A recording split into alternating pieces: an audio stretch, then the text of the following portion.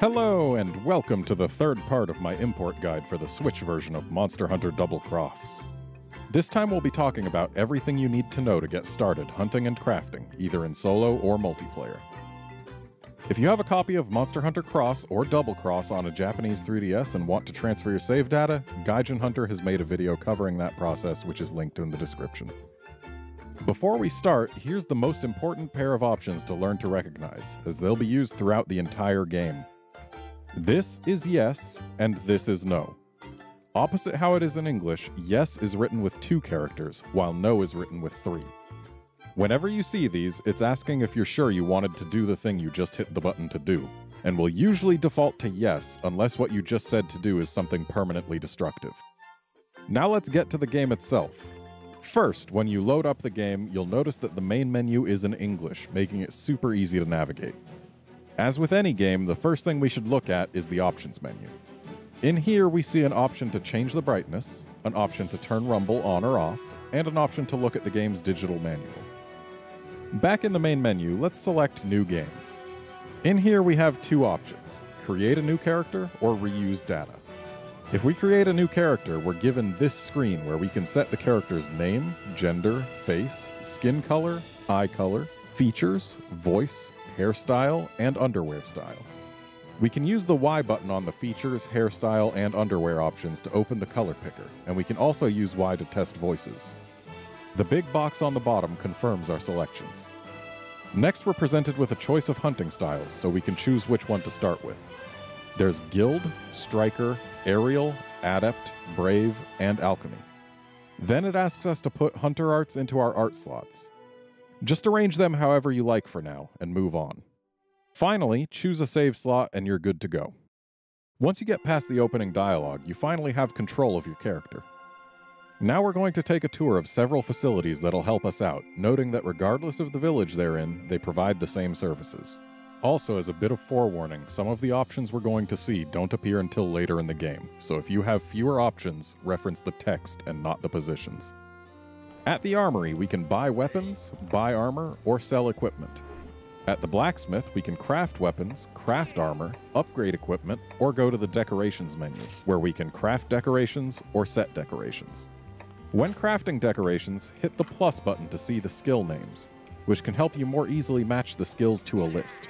When setting decorations, you can hit the Y button to remove all decorations from all of your equipment. When talking to characters who give us access to both the armory and the smithy is the first option, and the armory is the second option. At the item shop, we can buy items, sell items, or buy items and send them to our box. At our item box in our house or in a prep area, we can store items, take items, go to item set options, where we can take a set, register a set, reorder sets, or delete sets. We can manage items, where we can combine box items, combine from our list, arrange items, or sell items. We can change appearance, where we can change our underwear, hairstyle, features, eye color, or armor pigment. We can manage equipment, where we can select equipment, view talismans, set decorations, swap kinsects between glaives, arrange equipment, or sell equipment. We can go to equipment set options, where we can equip a set, register a set, reorder sets, or delete sets. We can change style and arts, where we can use Guild, Striker, Aerial, Adept, Brave, or Alchemy style, then select our arts. New to Monster Hunter Double Cross are SP arts. You can set one art, or all 3 arts if you're Alchemy style, as an SP art by hitting the R button on its slot, which will make it activate SP mode when used, at the cost of increasing its required buildup. I'll cover Hunter Arts and SP mode in a later video, but for now just know that SP mode tends to make you perform better. Finally in this item box, we've got a new feature, Item Delivery. This is unlocked once you reach a certain point in the village, and lets you order item deliveries during quests, or cancel item deliveries. I'll cover what each of the delivery options is in a later video. Out at the item boxes near the departure gates, we can store items, take items, go to item set options with the same sub-options as before, manage items, again with the same sub-options, or manage item deliveries. If you want to do some multiplayer, hit ZL to open the communication menu, where we're given the option to start communications or end communications. If we choose to start communications, we're given this box, which lets us create a local room, search for a local room, create an online room, search for an online room, check for online friends, or search for a room using a room ID. If you search for a local room, it'll just show you all open local rooms. If you search for an online room, you're given these options. First up, there's which hub to search for. Hunter's Hub switch only, G-Rank Hub switch only, any hub switch only, Hunter's Hub 3DS allowed, G-Rank Hub 3DS allowed, or no preference. Then we can search for an objective, with the options being no preference, ore mining, insect catching, fishing, small monsters, gathering, extraction, or any of the game's large monsters. Next in our search options is quest type, with the options being no preference, hunting and slaying, gathering, transporting, or delivering, arena, the various star rankings, low rank, high rank, G rank, high difficulty quests, event quests, elder dragons, special permits, hyper monsters, epic hunts, prowler quests, or villager requests. After that, we can set a minimum or maximum hunter rank for the host, whether to include rooms with all members currently on hunts, and whether to search for rooms without passwords or rooms with passwords. Use the X button or click this option to start the search. If we choose to create a room, whether online or offline, we're given these options. We can set which hub to create the room in, with the same sub-options as before. We can set a name for our room. We can set an objective, with the same options as before. We can set a quest type, again with the same sub-options. After that, we can set a recommended HR minimum and maximum, how many people can join the room, and whether to enforce the HR requirements, with this being the option to enforce it. Lastly on this page, we have whether to have a password, with this option excluding friends from needing it, and this option making everyone need it. On page 2, we can set up to 4 messages describing our room. You can find translations of each of the options linked in the description below. Finally, hit X or hit this button to create your room. Inside a room, you can use the ZR button for the chat menu or the minus button to access the keyboard. Now that we're done with learning how to do multiplayer, let's take a look at our menus. If we check in the town, we're presented with these options. First, we have Item Pouch, and if we go in here, we can select an item and then choose to discard, swap, deliver, or give the item. If we choose to give the item, then next it'll ask us for the amount we want to give and the player we want to give it to. Next we have Combine, Combo List, and Quest Info. After that we have Palicos, where we can check our Palico's status, give them to other players, or dismiss them. If we choose to give the Palico to another player, it'll have you select which Palico, and then select whether to give it to all players or just a specific one. Next up is Hunter's Notes, where the first option is to change our control types, which I'll explain later in the video because it's also in the options menu. Next we can check the request log, which is useful for keeping track of villager requests. And then there's the Hunter info, which isn't terribly useful to us unless we can read Japanese. After that is the monster list, which can be very useful for helping us match monster icons to monster names. Then weapon controls, which again is not terribly useful to us. And finally, another option to see the digital manual. After the Hunter's Notes, we've got our Friends menu, where we can check our friends list, send a friend request with the option to send requests to everyone in the room or specific people, check our block list, or block players with the options to block players who are currently in the room or players you've played with before. Last on this page, we've got our chat menu, where we can edit our chat phrases on 3 different lists, or we can restore defaults to one or all of those lists. I'll have a link in the description with translations of all the preset shoutouts, but here's a rundown of the auto shouts so you can match your shouts to the situations. We go down here, and then the shouts are for when mounting a monster, when setting a trap, when setting bombs, when mobility is affected, when pinned down, when health is restored, and then for when using Hunter Arts 1, 2, and 3. If we go back and choose the option to restore chat defaults, this lets us select whether to restore them to all chat sets or just a specific one, and this button actually restores the defaults. On to page 2 of our menu, we can see our wireless settings, with options to change room info that we had set when we created the room, to kick players, or to go to multiplayer settings, where we can choose whether or not to accept guild cards and palicos, to have chat enabled, to accept friend invites, to have your palicos chat enabled, or to restore defaults. All of these options default to on. Next up on the menu, we've got status, equipment, and guild cards.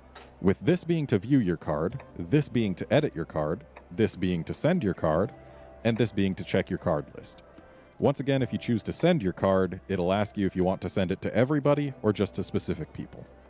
After guild cards, we can check our current supply of special permits, we can open the gesture menu, we can open the options menu, or we can quit the game. Inside the options menu, we have 3 pages to go through.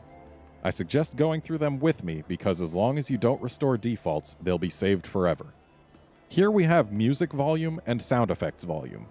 Then whether to have the HUD and then the map on or off, though they'll come back if you hold the L button.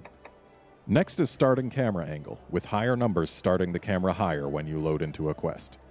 After that is camera controls, with the options being normal, flip Y, flip X, and flip both. Camera speed is next, with options being slow, normal, and fast. Scope controls once again have normal, flip Y, flip X, and flip both. On page 2, we see bowgun controls, where Type 1 points the reticle where you're facing, with the angle matching the camera. Type 2 points the reticle in the direction and angle the camera is facing, regardless of the direction your character is facing. Type 3 points the reticle in the direction and angle the bowgun is facing. Quick aim controls again give us normal, flip Y, flip X, and flip both. Quick aim camera Type 1 moves the camera behind you and leaves it there when you release the button. Type 2 doesn't move the camera behind you. Type 3 moves it behind you and moves it back to where it was when you release the button. Type 4 is the same as Type 1 but with limited vertical movement, and Type 5 is the same as Type 3 but with limited vertical movement. Reticle speed has the options of normal, fast, and slow. Orientation Type 1 makes up on the circle pad correspond to the camera's facing, while Type 2 makes it correspond to the direction your character is facing. Bow controls have Type 1 use the X button to draw and the R button to aim, while Type 2 uses the R button to draw and the X button to aim. Bow aim mode cancel can be set to auto or manual. The next option is for where hunting horn buff callouts are displayed, with Type 1 being the bottom left of the screen and Type 2 being the middle of the screen. On page 3 we see target cam controls, with Type 1 being hit L once to point at the monster or double tap it to put the camera behind your character, and Type 2 reversing those. Target cam behavior Type 1 has the camera change its elevation to center the monster, while Type 2 just moves the camera to face the monster without changing its elevation. Terrain savvy camera starts on semi-auto, but can be changed to manual. The next option lets us turn lens flares on or off, and then we can see control type, which is arguably the most important option in the game. Type 1 has Hunter Arts 1, 2, and 3 mapped to up, right, and down on the D-pad, while ZR is chat and ZL is to change target cam targets. Type 2 has Hunter Art 1 activate when you press R, A, and B, Hunter Art 2 when you hit ZL, and Hunter Art 3 when you hit ZR. Type 2 also has chat and target cam on the D-pad, with up being for chat, down being to activate or deactivate target cam, and left and right changing between 2 targets. Type 3, which is my personal favorite, lets you control the camera with the D-pad, and you can use your Hunter Arts by holding ZL and hitting X, A, or B for Art 1, 2, or 3, and you can use ZR for chat and click the right stick to change target cam targets. The last actual option we have is to swap the functions of the plus and minus buttons, with Type 1 opening the menu with plus and opening the help menu or kicking with minus, depending on whether we're in a hunt, and Type 2 reversing those options. The last 2 functions are to restore your options to default, or to restore your options, chat settings, and wireless settings to default. That's it for our menu in town, but out on a quest it'll be a little different. Here we have Item Pouch, Combine, Combo List, Quest Info, Palicos, Hunter's Notes, and Pause Game. Then on page 2 we have Status, Equipment, Gestures, Options, End via Subquest, and Abandon Quest. Lastly, from the quest menu, we can hit X to ping the map, or hit Y to zoom in or out on the map. We can also click the left stick to do this without opening the menu. When you clear a quest or are otherwise presented with a rewards screen, this option is to take items, this option is to send items to box, and this option is to finish collecting and sell remaining items. If you're on an equipment collection screen, you'll only have options to send to box and to sell remaining items. If you've played a Monster Hunter game before, this should be everything you need to know to be able to get started playing the game in single or multiplayer and start crafting gear. And thus, that's going to be it for this part of the import guide. Next up, I'll cover palicos, prowlers, and various advanced or exclusive features of the different towns and hubs. See you then, friends.